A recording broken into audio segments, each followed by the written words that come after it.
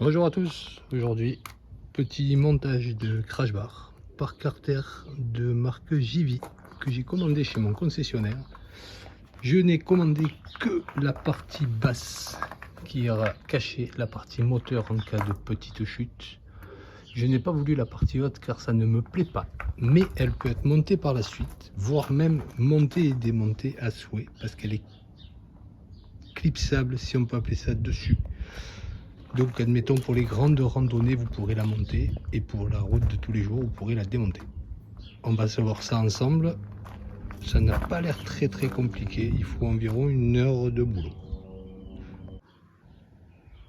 Concernant l'outillage, il est inscrit sur la notice qu'il faut utiliser clé BTR de 5 et de 6 mm, une clé de 13, des douilles de 8, 12, 14 et 17 mm que j'ai préparé en prenant en plus pour un certain confort des clés de 8, 12, 13 comme indiqué, 14 et 17 mm. Allez, on essaye. Étape numéro 1, il faut démonter le protège-carter qu'il y a sur la moto à l'aide de la clé BTR de 5 mm. Pour démonter le protège-carter, il suffit tout simplement de la visser. La vis ici, ici et ici. Faisons attention de ne pas perdre le petit caoutchouc qui sert de cylindre bloc. Et ces mêmes vis sont donc ici, ici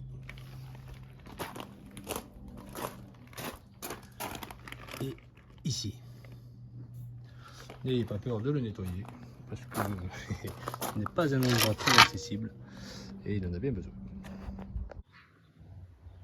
Étape suivante, démonter cette vis et cette vis qui passera avec la douille. Celle-ci ne doit pas être touchée, elle est protégée ou plutôt bloquée par la ligne d'échappement. Donc ne vous embêtez pas avec celle-ci. Une fois ces deux vis démontées, qui je vous avoue, celle-là m'a fait transpirer, je me suis aperçu qu'il y a une entretoise qui vient s'insérer ici, entre le support moteur et la plaque de fixation. Il faudra donc bien veiller à la remettre. Là, je vous avoue qu'avec une seule main, en tenant la caméra, c'est pas très facile. Nous allons donc prendre ensuite la patte du côté gauche, celle qui n'a pas les écrous dessus. Selon la notice, il nous faudra donc la vis numéro 4 qui est ici, la rondelle numéro 9, la rondelle numéro 8, la vis numéro 5 et une rondelle numéro 10. Puis l'entretoise numéro 13, la plus petite des deux. Vous verrez que elles n'ont pas la même épaisseur. Je ne sais pas si on les voit bien de là. Donc il faut la plus petite des deux. Et bien évidemment, qui sera après la patte de fixation, ici et non pas ici. Et ne pas oublier de remettre l'entretoise que j'ai fait tantôt, dont je vous ai parlé à l'étape précédente.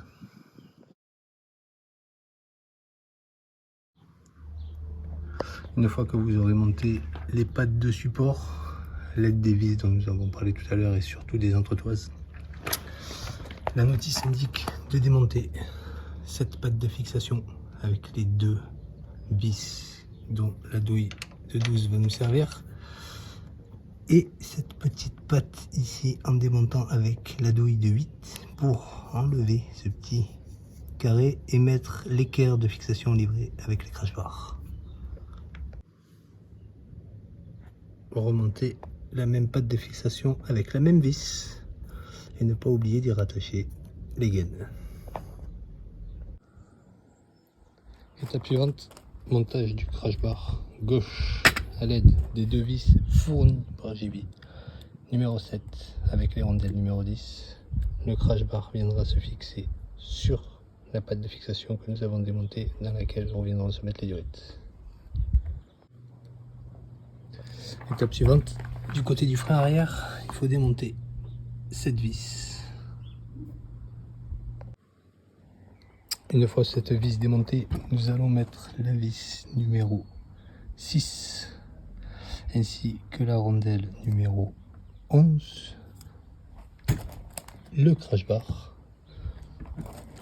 l'entretoise la plus grosse des deux, le numéro 14, la grosse rondelle numéro 12 et un des écrous numéro 15.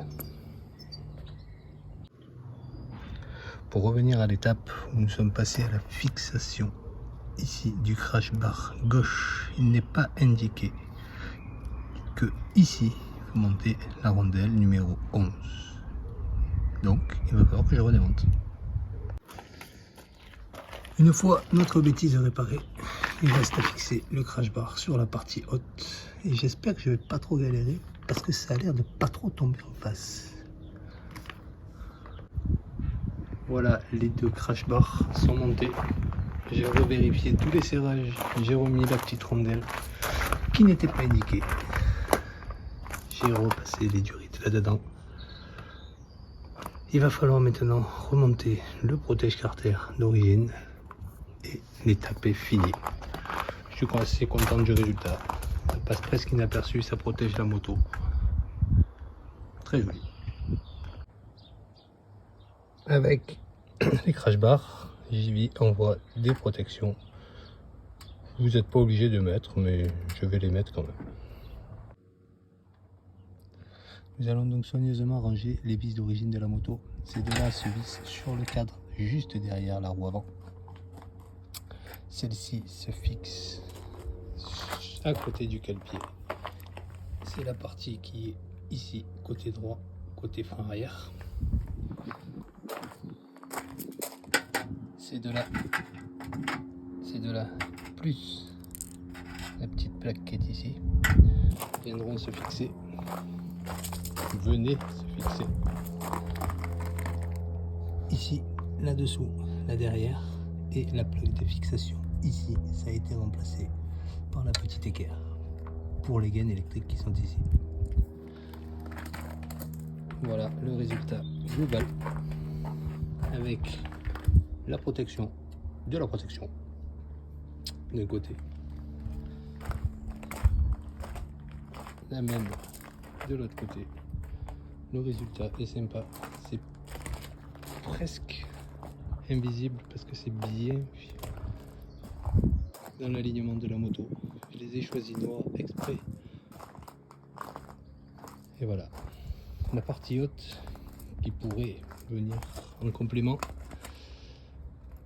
c'est la référence. Alors moi j'ai la version standard, c'est la référence TNH 1179. Pour la version Adventure Sport, ce n'est pas la même parce que le réservoir est plus gros et je ne connais pas la référence. Pour la référence des crash bars bas, c'est la référence TN 1178. Donc ça c'est la partie basse et je disais la partie haute TNH 1179. Vérifiez quand même auprès de votre concessionnaire, on ne sait jamais. À bientôt.